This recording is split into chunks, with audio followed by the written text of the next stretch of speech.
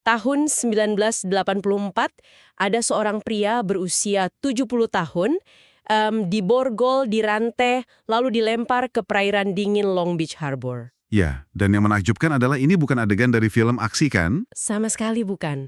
Alih-alih tenggelam, pria ini malah mulai berenang, dan dia tidak berenang sendirian. Dia menarik 70 perahu dayung. Yang berisi 70 penumpang di dalamnya. Betul, 70 penumpang. Dia menarik mereka melawan arus laut sejauh 1,5 mil.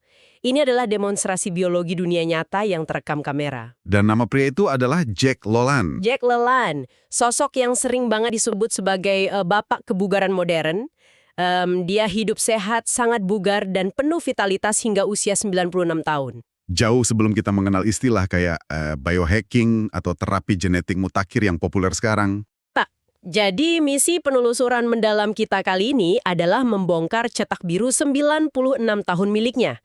Kita tidak sedang sekedar bernostalgia tentang sejarah olahraga ya. Tentu saja tidak. Kita akan mengekstrak prinsip-prinsip melawan penuaan ini. Jadi untuk Anda yang sedang mendengarkan, baik Anda sedang menyetir atau bersiap untuk bekerja, Anda bisa memahami mengapa metode ini bekerja. Dan yang paling penting, bagaimana menerapkan prinsip tersebut tanpa Anda harus merantai diri ke perahu di pelabuhan. Ya, tolong jangan lakukan itu. Tapi begini, sebelum kita membahas pria super ini, kita harus melihat titik awalnya. Karena jujur, ini bagian yang paling mengejutkan saya saat membaca materi sumber kita. Titik awalnya memang sebuah anomali. Masyarakat kan sering berasumsi bahwa orang dengan kebugaran seperti itu pasti terlahir dengan genetika yang sempurna. Kayak semacam mutan yang beruntung kan? Betul. Tapi kenyataannya, anatomi awalnya adalah sebuah studi tentang kerusakan murni. Ya, dan jika ada di antara Anda yang mendengarkan ini merasa, sudah terlalu terlambat untuk memperbaiki tubuh karena kebiasaan buruk bertahun-tahun, Anda harus mendengar ini.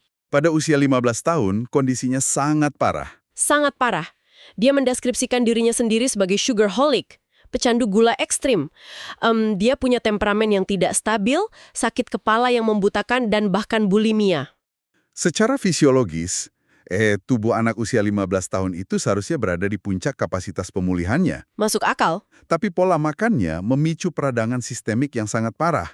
Ini sampai mengganggu neurokimianya, yang menjelaskan kenapa dia punya temperamen seburuk itu dan sakit kepala konstan. Waktu saya mencoba memvisualisasikan kondisinya, dari catatan kita, ini bukan cuma mobil yang kehabisan bensin. Ini kayak fondasi bangunan yang keropos dimakan rayap dari dalam. Analogi yang bagus. Perangkat kerasnya masih baru karena dia baru 15 tahun, tapi fondasi kimianya sudah hancur. Lalu ada momen titik balik ini, satu kuliah kesehatan yang dia hadiri. Ya, satu ceramah yang memicu apa yang dia sebut sebagai pergeseran identitas total. Nah, itu dia. Bagaimana sebuah ceramah bisa membalikan kerusakan sistemik semacam itu? Konsep yang beroperasi di sini adalah apa yang kita sebut kedaulatan kognitif atau cognitive sovereignty. Oke, kedaulatan kognitif. Dalam psikologi perubahan perilaku, ada perbedaan besar antara memutuskan, saya akan mencoba diet ini, dan memutuskan, inilah siapa diri saya sekarang. Oh, pergeseran identitas. Persis. Saat dia mendengar kuliah itu, dia tidak melihatnya sebagai resep sementara. Dia mengambil alih kendali penuh atas otonomi fisiknya. Dia sadar, dia bukan korban dari dorongan makannya. Jadi dia mengubah pola pikirnya dari pasien pasif menjadi penguasa mutlak atas biologinya sendiri. Betul. Tubuhnya adalah instrumen. Dan dari kedaulatan kognitif itulah lahir metafora rekening bank kesehatan. Ini menjadi landasan semua keputusannya. Rekening bank kesehatan, maksudnya setiap pilihan itu seperti transaksi finansial. Tepat sekali. Jika Anda makan sayuran utuh atau mengangkat beban, Anda sedang melakukan deposit. Dan jika Anda makan gula dan duduk di sofa seharian, Anda sedang melakukan penarikan. Dia menyadari matematika sederhana dari umur panjang ini. Kalau Anda terus melakukan penarikan di usia muda, rekening biologis Anda pasti bangkrut di usia parubaya. wow, sebuah kerangka berpikir yang sangat rasional untuk menaklukkan dorongan emosional yang impulsif ya. Tapi kalau kita lihat bagaimana dia mulai mengisi rekening bank kesehatannya ini, aplikasinya brutal sekali. Sangat ekstrim untuk standar apapun. Iya, sistem yang dia bangun dimulai pada pukul 4 pagi. Setiap hari, dia mendedikasikan 2 jam untuk latihan. 90 menit angkat beban untuk menargetkan seluruh 640 otot tubuhnya. Dengan waktu istirahat hanya 10 detik di antara set. 10 detik. Dan itu masih diikuti 30 menit kardio, Om. Biasanya berenang. Intensitas dan volume itu sangat gila, terutama kalau kita letakkan pada konteks medis dekade 1930-an hingga 50-an. Oh ya, saya membaca ini di tumpukan riset kita. Konsensus medis saat itu secara aktif memperingatkan masyarakat untuk menjauhi angkat beban, kan? Ya, mereka benar-benar melarangnya. Ada mitos medis yang sangat kuat saat itu, yang disebut muscle bound atau terikat otot. Maksudnya ototnya membeku atau bagaimana? Para dokter saat itu percaya bahwa melatih otot dengan beban berat akan membuatnya tumbuh sangat kaku. Saking padatnya, otot itu akan menjepit pembuluh darah. Astaga! Mereka mengira itu akan membatasi rentang gerak dan memicu serangan jantung. Mereka mengira otot besar itu pada dasarnya adalah parasit. Parasit yang membebani jantung ya, khususnya bagi wanita dan lansia. Tapi dia mengabaikan itu semua. Dia tidak hanya mengabaikannya, dia membongkarnya. Dia mengerti bahwa otot bukanlah beban bagi tubuh. Ini poin yang sangat menarik. Catatan riset kita menyebut otot sebagai polis asuransi utama melawan penuaan dan berfungsi sebagai organ endokrin. Betul sekali. Jujur, saya rasa banyak orang, termasuk saya kadang-kadang, cuma melihat otot sebagai sesuatu yang bikin kita terlihat bagus di cermin. Bagaimana otot bisa jadi organ endokrin? Ini salah satu revolusi terbesar dalam fisiologi modern yang luar biasanya sudah diantisipasi oleh rutinitasnya saat itu. Otot rangka Anda itu secara harfiah adalah kelenjar penghasil hormon. Wow, jadi otot memproduksi hormon. Ya, setiap kali Anda melakukan kontraksi otot dengan beban, otot Anda melepaskan protein yang disebut miokin ke dalam aliran darah. Miokin? Miokin ini bertindak sebagai pembawa pesan kimiawi. Mereka berkomunikasi dengan otak, hati, sistem kekebalan tubuh Anda, dan memerintahkan tubuh untuk mengurangi peradangan. Jadi itu seperti sistem pendingin internal yang terus dinyalakan saat kita angkat beban? Tepat. Selain itu, otot adalah tempat penyimpanan utama atau sink untuk glukosa darah. Semakin banyak massa otot Anda, semakin banyak ruang untuk menyimpan karbohidrat. Jadi karbohidratnya tidak berkeliaran di aliran darah dan menyebabkan resistensi insulin. Itu menjelaskan kenapa angkat beban sangat melindungi kita dari penyakit metabolik. Dia sedang membangun tangki penyimpanan glukosa yang sangat besar setiap pagi. Luar biasa. Dan dia menggunakan pendekatan yang dia sebut muscle confusion atau kebingungan otot, mengubah total rutinitasnya setiap 2 atau 3 minggu. Iya, ini konsep yang menarik. Tapi tunggu, di dunia kebugaran modern, konsep ini kan sering diperdebatkan. Katanya otot butuh progressive overload yang konsisten, bukan dibingungkan terus-menerus. Perdebatan modern itu valid jika tujuan Anda hanya hipertrofi maksimal atau membesarkan ukuran otot. Tapi tujuannya bukan cuma ukuran. Tepat. Tujuannya adalah umur panjang dan ketahanan fungsional. Dengan merombak latihannya, dia mencegah kelelahan sistem saraf pusat, dia menghindari cedera gerakan repetitif. Dan mungkin itu menjaga pikirannya tetap segar, kedaulatan kognitif yang kita bahas tadi. Sangat betul. Itu mencegah olahraga menjadi rutinitas monoton yang mematikan pikiran. Tapi disinilah saya harus berhenti sebentar dan memberikan sedikit perlawanan. Karena dia secara terbuka mengakui dalam wawancara bahwa dia sangat membenci bangun jam 4 pagi. Dia memang sangat membencinya. Dia benci meninggalkan tempat tidurnya yang hangat, dan jujur ini membingungkan saya. Kalau dia sangat membencinya dan dia punya kendali penuh atas hidupnya, kenapa tidak geser jadwalnya saja? Mengapa tidak olahraga jam 5 sore seperti orang normal? Begitu. Iya, kenapa memilih menyiksa diri setiap subuh kalau Anda adalah bos untuk diri Anda sendiri? Melihat olahraga sebagai hobi. Bukan sekedar rekreasi ya. Bukan sesuatu yang diselipkan kalau kebetulan ada waktu luang. Pemeliharaan mesin biologisnya adalah profesi nomor 1 di atas segalanya. Oh, saya paham. Jadi kalau tubuhnya rusak, kemampuannya untuk berbisnis atau mengurus keluarga juga ikut hancur. Persis. Dengan menyelesaikannya jam 4 pagi, dia membayar dirinya sendiri terlebih dahulu sebelum dunia punya kesempatan mencuri waktunya. Membayar diri sendiri terlebih dahulu, itu kan konsep finansial, tapi diterapkan pada fisiologi. Kalau Anda menunggu jam 5 sore, stres pekerjaan akan menagih porsinya duluan. Dan rekening kesehatan Anda tidak akan pernah mendapat depositnya hari itu.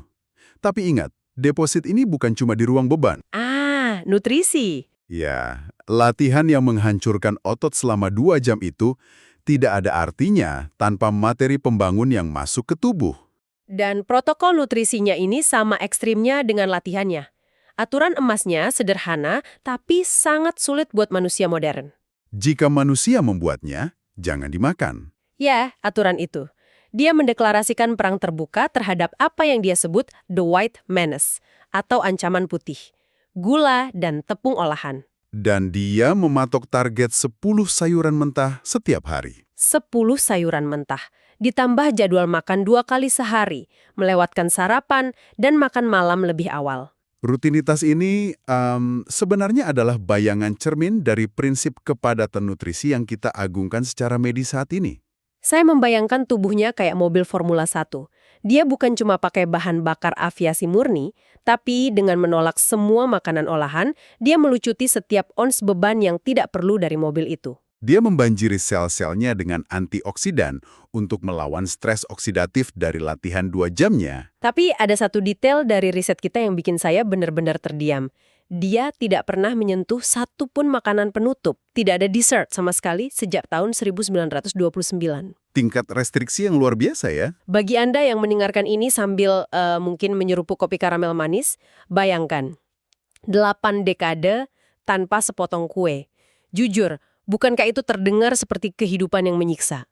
Terdengar seperti penjara bagi kebanyakan orang. Bagaimana dia bisa mempertahankan psikologisnya untuk menolak kesenangan kuliner selama itu tanpa merasa kehilangan? Ini pertanyaan krusial. Jawabannya kembali pada perbedaan cara pandang. Melihat makanan sebagai hiburan emosional versus melihatnya sebagai bahan bakar murni. Oke. Bagi kita, sepotong kue adalah pelarian dari stres. Bagi dia, karena dia sudah mengubah identitasnya saat remaja tadi, memakan gula itu ibarat sengaja menuangkan pasir ke dalam tangki bensin mobil balapnya. Wow, menuangkan pasir ke tangki bensin. Dia tidak merasa kekurangan, karena definisi kesenangannya sudah berubah. Baginya, kesenangan tertinggi bukanlah rasa manis di lidah yang cuma bertahan 5 detik. Tapi kemampuan untuk tetap berlari dan tidak sakit persendian di usia 85 tahun. Tepat, dia melindungi investasinya. Dan soal jadwal makan 2 kali sehari tadi, di literatur modern kita sering dengar soal puasa intermittent.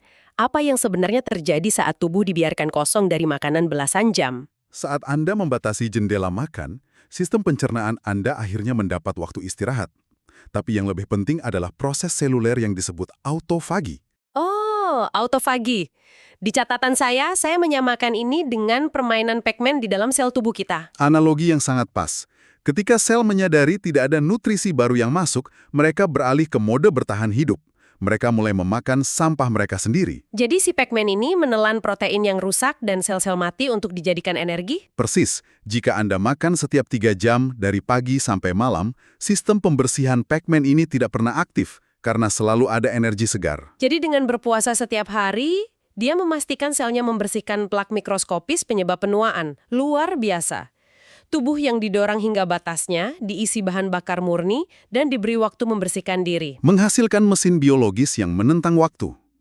Yang membawa kita kembali ke cerita awal kita. Aksi perahu di usia 70 tahun, diborgol dan berenang sejauh 1,5 mil. Dan dia punya kutipan ikonik kan, saya tidak bisa mati, itu akan merusak citra saya. Haha, ya.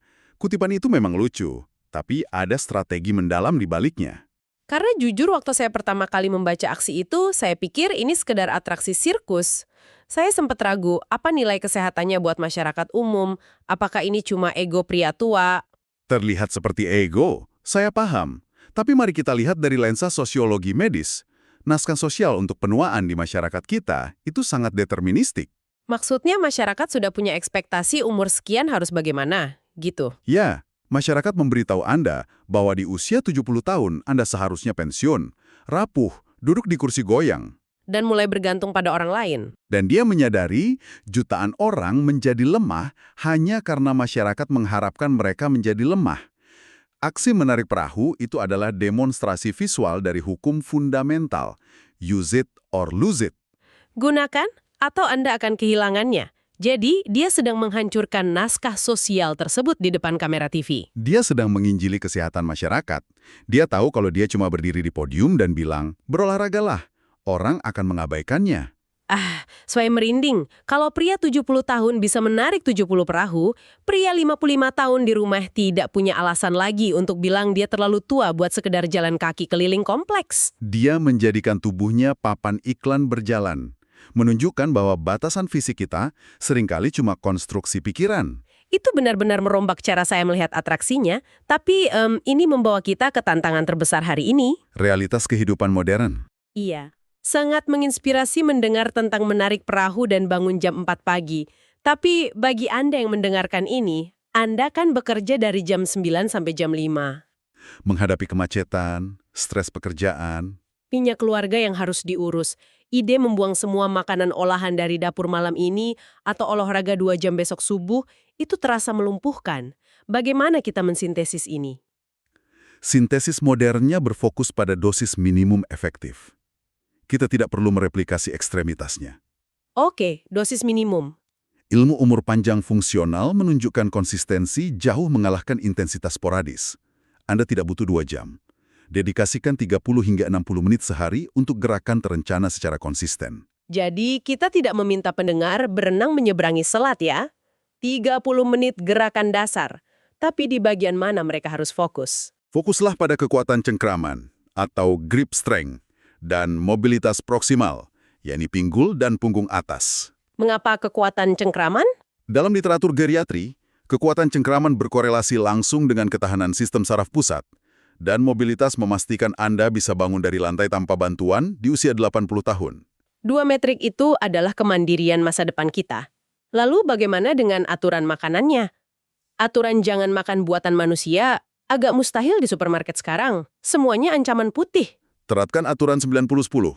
Dedikasikan 90% asupan Anda untuk bahan bakar murni, sayuran utuh, protein tanpa lemak, dan biarkan 10% sisanya untuk fleksibilitas sosial.